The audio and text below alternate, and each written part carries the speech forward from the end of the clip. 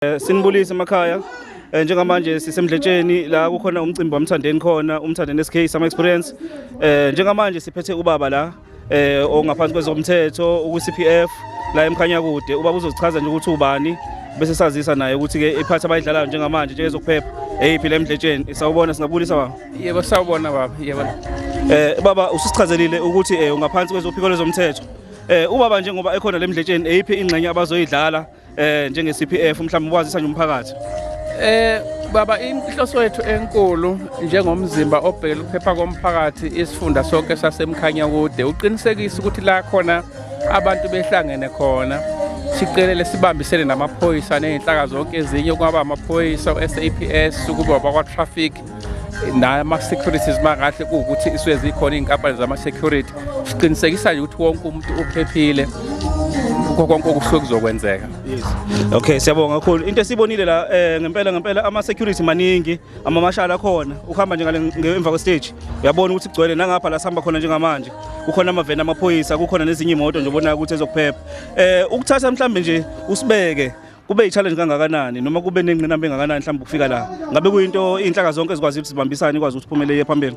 Empeleni lokhu angiqale ngisho nje mfowethu ukuthi kwenzeka ngesikhathi esikahle la khona vele bese sivele sikuwo umgqiqo wokugijima njoba sibuya esikhathini sika Christmas no New Year bese sivele sinezinhlelo kade zikhona sizihlelile i-festive season yonke. So ke kusho ukuthi lokhu nje sokuvele kwaba amanzi amancane ngoba umkhanya kude njoba sibuka nje uthinta izindawo eziningi kade zinokunyamfuka kwabantu singathinta izindawo eKhosi Bay sithi indawo eSodwana Bay o Lakes Bay sithi indawo zoko St Lucia zonke lezi indawo bezinomthamo omningi wabantu besiqikelela ukuthi ke konke okwenzakalayo kwenzeka ukuthi abantu baphephile. So nalokho kwalapha kwenzeka namuhla usithokozisa kakhulu asisho ukuthi izinhlelo zikhona sizoba khona njoba kwenzeka nje kuyimanje kuzothi uqhambe kubantu ambama sinezinhlaka eziningi oPOP no TRT abazobe khona uqikelela nje ukuthi wonke umuntu ubusa kahle ngesikhathi sama holiday.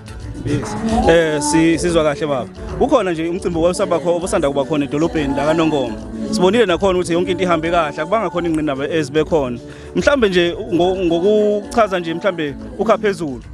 Abantu bala abantu abathi mangabe mhlambe behlangene kwezinye indawo sesizwe mhlambe usisikhathi sekuqhuma nezibhamu ebusuku abantu abajwayele ukuthi baziphathe kanjani mhlawumbe umuntu ozala emdletsheni ungamthembisa ukuthi esendleleni esuke eThekwini esuke eGoli uzofika aphephe mhlambe ngabe uthini lapho.